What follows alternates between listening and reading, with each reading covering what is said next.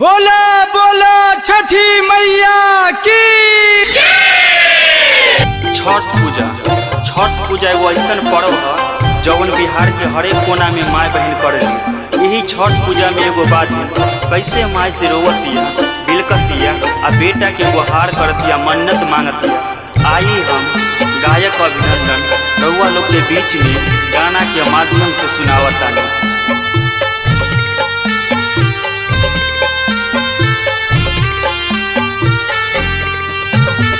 जुड़े जुड़े खुशी भरबो अंगना लिपवैबो नु हो।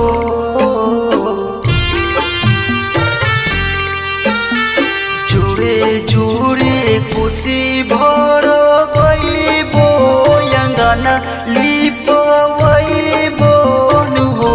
किए हो छठी मैया के घाटे तोहरा अइबो की बाजन बजबइबो हो।